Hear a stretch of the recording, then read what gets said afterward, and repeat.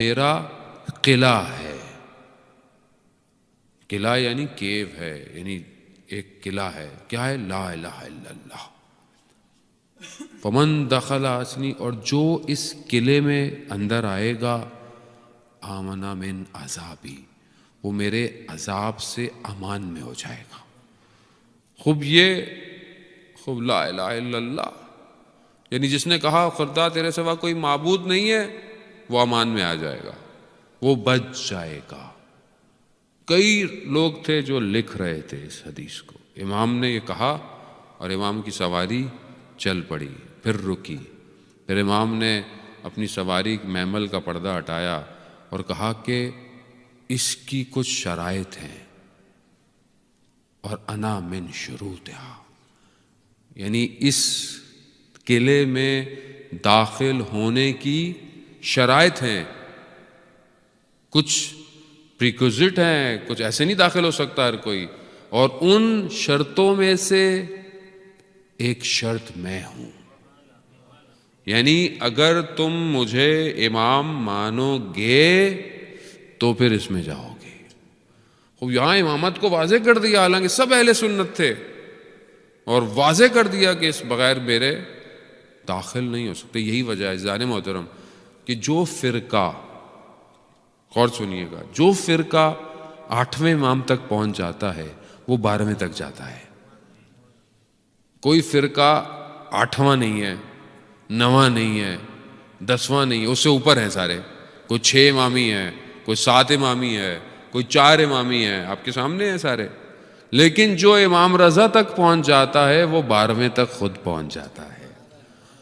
یہ امامت ہے، معرفت ہے. امام نے کہا کہ جو میرے دروازے پر آئے گا وہ کامیاب ہی جائے گا.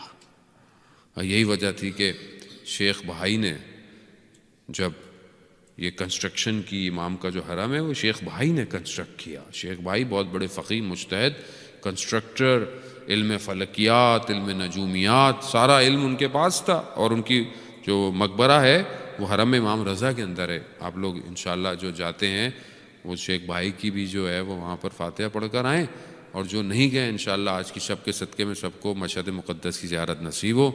لاہیہ خوب. انہوں نے جب یہ بنا رہے تھے تو انہوں نے جو دروازہ بنا رہا تھا اس کو تعویذ دیا کہ جب یہ دروازہ بناؤ تو دروازے میں یہ تعویذ لگا دینا. چلے گئے، جب واپس آئے کئی دنوں بعد بن گیا دروازہ، تو اس سے پوچھا وہ تعویذ لگایا؟ کہا میں نے نہیں لگایا. کہا کیوں نہیں لگایا؟ میں جب آپ کو کہہ کے گیا تھا. کہا کہ جب دروازہ بن رہا تھا تو رات کو میں سو رہا تھا تو مجھے خواب میں امام آئے، اور امام نے مجھے کہا کہ یہ تعویذ مت لگانا. 1 دفعہ، 2 دفعہ، جب میں نے 3 دفعہ جب دیکھا تو میں سمجھ گیا میرا خواب، میں نے نہیں لگایا. شیخ بھائی بیٹھ گئے، گریہ کرنے لگ گئے. کہا کیوں رو رہے ہیں؟ کہا میں نے جو تعویذ بنایا تھا وہ یہ تھا کہ صرف حلال زیادہ اندر آئے گا، لیکن امام رؤوف، امام چاہتے ہیں ہر کوئی میرے حرم میں آ جائے.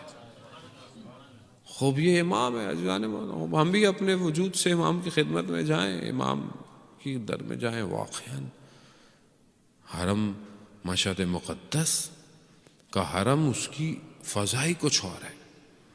یعنی جو جا چکے ہیں انہیں احساس ہوتا ہوگا. مجھے تو کئی سال ہو گئے. ہماری تو خیر زندگی امام نے تبدیل کی. ہم تو زیارت پہ گئے تھے، امام نے ہمیں بولا حوضے آ جاؤ، تو ہماری تو زندگی اسی امام سے جڑی ہوئی ہے. آپ جائیں ابھی تک وہی خوشبو آتی ہے جو پہلی دفعہ آئی تھی. خوب یہ کیا ہے؟ خوب ملاقوت ہے حرم کا. حرم میں امام ہیں، بیٹھے ہوئے ہیں، امام کا مسند لگا ہوا ہے. جو جاتا ہے گویا امام اسے دیکھ رہے ہیں.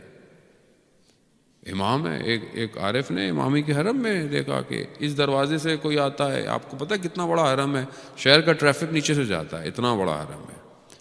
ادھر سے دیکھ رہا ہے، کوئی کہاں سے دیکھ رہا ہے. تو اس عارف نے کہا کہ یہ کیسے ہو سکتا ہے کہ امام، یہ سب سلام کرتے ہیں، امام سب کو جواب دیتے ہیں، کیسے ہو سکتا ہے؟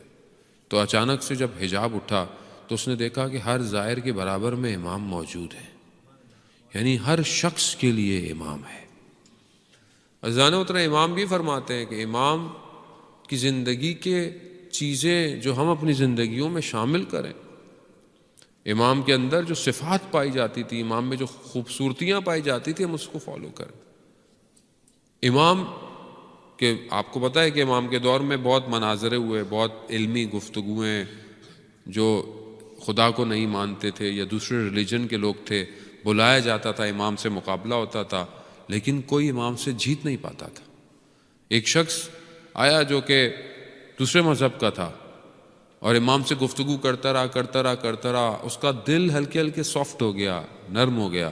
اچانک سے ظہر کا وقت آیا، اذان، امام اٹھ کر جانے لگے تو کہا کہاں جا رہے ہیں؟ ابھی تو میرا دل نرم ہوا ہے کہ میں آپ سے اور سیکھوں. امام نے کہا کہ وقت اذان ہو گیا ہے. تو لوگوں نے بولا کہ اگر مولا بیٹھے رہے تھوڑی دیر، یہ مسلمان ہو جائے. امام نے بولا مسلمان ہو یا نہ ہو، رب بلا رہا ہے. خود امام گئے، نماز پڑھ کر جب واپس آئے